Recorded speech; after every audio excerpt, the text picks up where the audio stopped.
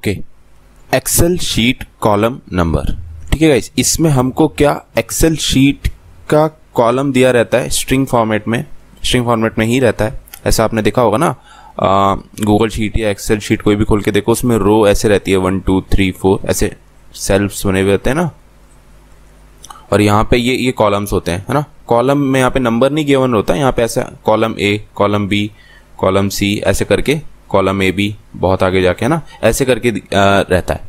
तो हमको ये ऊपर वाले कॉलम मिलेंगे स्ट्रिंग फॉर्मेट में, हमको ये बताना है कि कौन सा कॉलम नंबर है उनको, है ना। अच्छा, गिवन है क्वेश्चन में कि जो हमारी स्ट्रिंग होगी वो कैपिटल ए से कैपिटल जेड के बीच में ही कैरेक्टर यूज कर रही होगी, है ना। ठीक है, सो हमें पता है कि कैपिटल ए का मतलब है column number 1, only capital B लिखा है तो कॉलम नंबर 2, और ऐसे करके 26 पॉसिबल इंग्लिश अल्फाबेट कैरेक्टर्स हैं, तो 26 कॉलम्स हो जाएंगे। पर 26 के बाद अगर 27 आना है तो क्या करते हैं, कैसे चेंज करते हैं वो देखते हैं। ठीक है, सो अगर खाली स्ट्रिंग में हमें ए दे रखा है, दैट मीन्स हम कॉलम नंबर 1 की बात कर रहे हैं ना, कॉलम नंबर 1 की बात कर रहे हैं। हमको बी दे रखा होता तो हम कॉलम नंबर 2 की बात कर रहे होते, है ना। तो ऐसे करके कितने कॉलम्स हो जाएंगे, 26 कॉलम्स तो हो जाएंगे। Z तक जो है 26 कॉलम संभाल लेगा। बट जब हमको 27th कॉलम की बात करनी होगी तो क्या होगा, है ना, तो क्या होगा, तो उस केस में क्या करते हैं ये लोग, यहाँ पे A लिख देते हैं, और यहाँ पे A लिख देते हैं और फिर आगे। इसका मतलब पता है क्या है कि ये फर्स्ट पोजीशन पे जो लिखा हुआ है वो तो एज इट इज, और जो सेकंड पोजीशन पे लिखा हुआ है वो एक बार सर्कल होके आ चुका, एक बार यहां से घूम के आ चुका, वापस आया। तो 26 राउंड्स ले लिए, और अभी 26 राउंड लेने के बाद कहां पे है ये, ए पे। इसने 26 राउंड ले लिए, इस वाले उसने 26 राउंड ले लिए, और अब ये ए पे है। तो ये 26 इंटू क्या है, ये ए मतलब 1। ठीक है, तो जैसे अब इस वाले केस में देखो, ए था सिंपल तो 1, बी था तो 2, ऐसे करके Z था तो 26। अभी जैसे ही हमको 27 करना है ना, सो ये वापस से यहां से सर्कल होके यहां पे आ जाएगा ए पे, और यहां पे हम ए लिख देंगे। ठीक है, अच्छा ठीक है, यहां तक तो तुम्हें समझ में आया, डबल ए मतलब 27 होता है। चलो, सो डबल ए मतलब 27। अभी मेरे को 28 करना है तो मैं फिर आगे जाऊंगा, तो ये ए बी हो जाएगा, है ना, ए बी मतलब 27। ऐसे करके मैं ए जेड तक जा पाऊंगा, है ना। ए जेड हो जाएगा, ये 28 है सॉरी, ए जेड हो जाएगा 26 + 26 52 हो जाएगा, है ना, 52 हो जाएगा। अभी मेरे को 53 वाले कॉलम के बारे में लिखना है, तो फिर मैं इसको पता है कैसे अपडेट करूंगा, ये दोबारा से अपनी साइकिल पे ए पे आ जाएगा जेड, और यहां पे फिर से 1 से इंक्रीमेंट कर देगा, तो ये हो जाएगा बी, ये हो जाएगा वापस से ए, तो ये 53 हो जाएगा। तो समझ रहे हो तुम, इस वाली प्लेस पे कब चेंज हो रहा है, जब ये 26 की साइकिल अपनी पूरी कंप्लीट कर रहा है ना। अभी इसने दोबारा से 26 की साइकिल कंप्लीट कर ली, है ना, जैसे 52 + 26 क्या हो जाएगा, 78। तो जब ये 78 हो जाएगा, तो जब हमें 79 करना होगा ना वापस से, तो ये CA हो जाएगा, है ना। तो हर 26 के बाद ये वाली बढ़ रही है, हर साइकिल के बाद इसकी ये वाली बढ़ रही है। ठीक है, हमको चीजें धीरे धीरे समझ में आने लग गई हैं। जैसे ही मैं लेफ्ट टू राइट जाता हूं, तो हर वो 26 साइकिल के बाद बढ़ रहा है मेरा। ये वाला देखो, YZ देखो, ZY देखो। सो यहाँ पे अगर ये Y है, सो ये अभी तो करंटली 25 वाली पोजीशन पे है। पर अगर यहाँ पे ये Z है, तो इस वाले बंदे ने कितनी बार सर्कल लिया होगा वो ये बताएगा Z, और Z की वैल्यू क्या है, 26। और कितने सर्कल लिए होंगे, कितने साइज का सर्कल है, सर्कल तो कांस्टेंट है हमारा, 26 साइज का है ना, 26 साइज के बाद ही घूम रहा होगा। सो इसका आंसर ये हो जाएगा, जो भी होगा 26 × 26 जो भी होता है, मैं एक सेकंड कैलकुलेटर से निकाल लूं। सो 26 × 26 होता है 676, और इसमें मैं 25 ऐड करूंगा ये वाला, तो ये हो जाएगा मेरा 1 कैरी 0 हाँ देखो 701 है ना, तो ये इस वाले कॉलम पे है। तो आप समझ रहे हो ये तो कांस्टेंट है, साइकिल का साइज है, तो इतनी बार ये मूव कर रहा है, पर ये कितनी टाइम मूव कर चुका होगा, Z बताएगा कितनी टाइम मूव कर चुका होगा ये, है ना, 26 टाइम मूव कर चुका होगा, और मूव करने के बाद ये इस पे।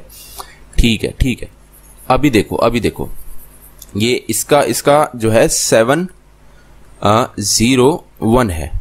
अच्छा मेरे को 702 करना होगा, तो क्या होगा, ये एक बार और मूव कर जाएगा, Y के बाद ये Z पे आ जाएगा, तो Z हो जाएगा। ठीक है, अभी देखो, अभी मजा आएगा। अभी मेरे को 703 करना है, 703 करना है, तो अब ये वापस जाएगा, ये तो A कर जाएगा, बट अब इसके लिए भी जगह खत्म हो गई, इसने भी अपने सारे यूज कर लिए, तो अब ये वापस ही हो जाएगा, और अभी थर्ड प्लेस पे A आ जाएगा।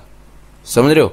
सो इसका मतलब मैं क्या बता रहा हूँ, ट्रिपल A से क्या बता रहा हूँ कि 1th पोजीशन पे है ये 26 टाइम मूव कर चुका होगा, और ये 1th पे है, और ये 26 इंटू 26 इंटू 1। सो ये या मुझे 1 इस साइड मल्टीप्लाई करना चाहिए। ठीक है, सो ये यहां पे है।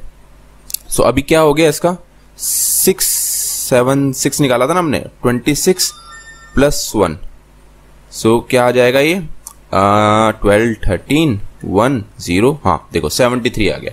सो जैसे जैसे तुम इधर जाओगे 26 साइज की साइकिल बढ़ती जाएगी। तो अब हमको एक क्वेश्चन समझ में आ गया।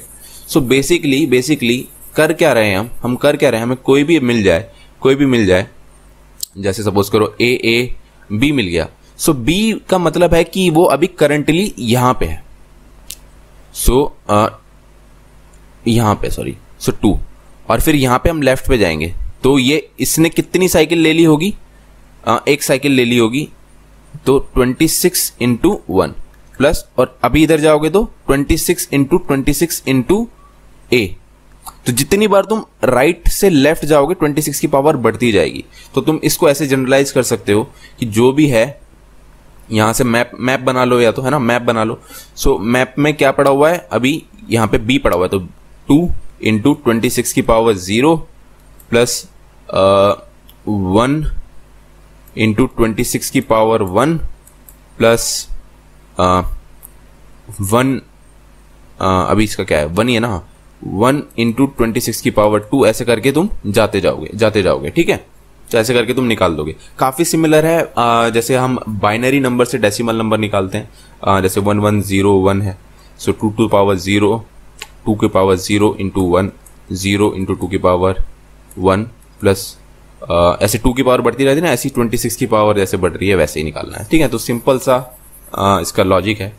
तो अभी तुमको जो भी मिलेगा, या तो तुम मैप बना लो। सबसे पहला स्टूडेंट के माइंड में आता है कि यार मैं मैप बना लूंगा और मैप में से ये सब करके उठा के ले लूंगा, पर मैप के केस में तुमको एक्स्ट्रा स्पेस लेना पड़ जाएगा। 26 साइज का ही होगा, वैसे तो कांस्टेंट ही है वो, 26 साइज का ही मैप बनाओगे, बट फिर भी अगर तुमको मैप ना लेना हो तो कैसे करेंगे इसको सॉल्व।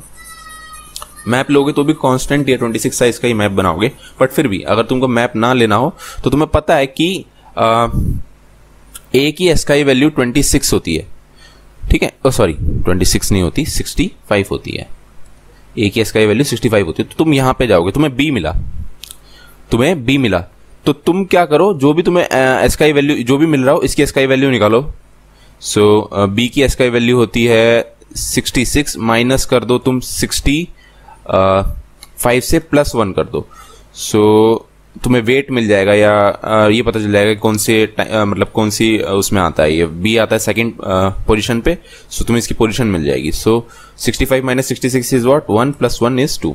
ठीक है, तो जो भी SKI वैल्यू आएगी करेक्टर की, उसको 65 से माइनस करके प्लस 1 कर दो, तो तुम्हें वो मैप बनाने की जरूरत नहीं पड़ेगी। ठीक है, और पावर तो तुम्हें पता ही है कैसे इंक्रीमेंट करोगे। एक तो उसका कोड देख लेते हैं, आपको आसानी समझ में आ जाएगा। तो ये रहा इसका सिंपल सा कोड, आपको स्ट्रिंग मिलेगी, ये आपका फाइनल आंसर जो आपको रिटर्न करना है, और ये पावर है। इनिशियली 0 पावर से लेके हम जितनी लेंथ होगी उससे एक कम पावर तक जाएंगे। ठीक है, चलो। सो जैसे कि हमें ये मिली है A B स्ट्रिंग मिली है, सो अब मैं यहां से शुरू करूंगा। तो B की SKI वैल्यू क्या होती है 66 माइनस 65 इज प्लस 1 इज 2। सो मैंने यहाँ पे वैल्यू निकाल ली इसकी 2। ठीक है, अब मैं इस वैल्यू से 26 की पावर क्या है, अभी इनिशियली 0 है तो 0 मल्टीप्लाई करूंगा। ठीक है, फिर उसके बाद अपने आंसर में ये पावर इंक्रीमेंट कर दूंगा। पहले पावर 0 रहती थी, अब 1 हो गई है यहाँ पे, है ना।